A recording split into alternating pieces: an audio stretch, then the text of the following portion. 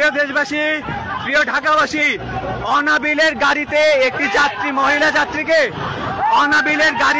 মহিলা যাত্রীকে গণধর্ষণ করেছে অনাবিলের ড্রাইভার, সুপারভাইজার এবং হেল্পাররা। আপনি সরেন, আপনি সরেন। আপনি কে?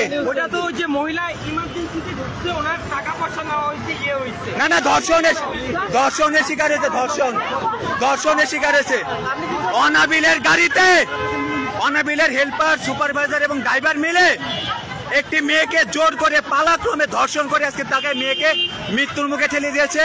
সেই মেয়েকে এখানে দুইটি হাসপাতাল তারা চিকিৎসা দিতে অপারগতা স্বীকার করেছে এবং ঢাকা মেডিকেলে তাকে পাঠানো হয়েছে। আপনারা যে যেখানে পারেন অনাবিলের গাড়ি আটকে দিবেন। অনাবিলের গাড়ি এই রামপুরা, হাতিরঝিল, বাড্ডা, পল্টন দিয়ে চলবে না।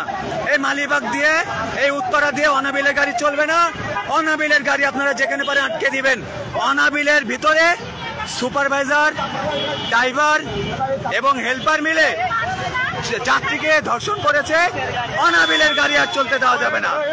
এর পুলিশের সাথে অনাবিলের মালিক কর্তৃপক্ষ একটি রফা দফার চেষ্টা করতেছে। এখানে আমরা আসার আগ পর্যন্ত দেখলাম একটা মিটমাটের দিকে চলে যাচ্ছে, কিন্তু বিক্ষিপ্ত জনগণ আজকে অনাবিলের গাড়ি রাস্তা থেকে কেউ যেতে দিবে না। রাস্তা থেকে অনাবিলের গাড়ি কোথাও যেতে দেওয়া যাবে না। যেখানে যেটা অনাবিলের গাড়ি পাবেন আপনারা সেই গাড়ি আটকে ফেলবেন। এটা আপনাদের প্রতি উদাত্ত আহ্বান জানাচ্ছি। ধন্যবাদ সবাইকে। একটি মেয়ে, তার বাড়ি বাড্ডায়, সেই মেয়ে বাড্ডায় নামতে ভুল করছে।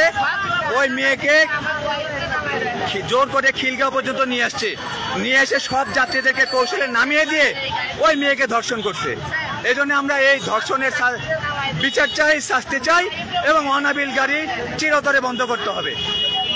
যেহেতু অনাবিলের কর্তৃপক্ষ এর দায়িত্ব নিবে না, অনাবিলকে অবশ্যই এর দায়িত্ব বহন করতে হবে, এই দায়ভার বহন করতে হবে।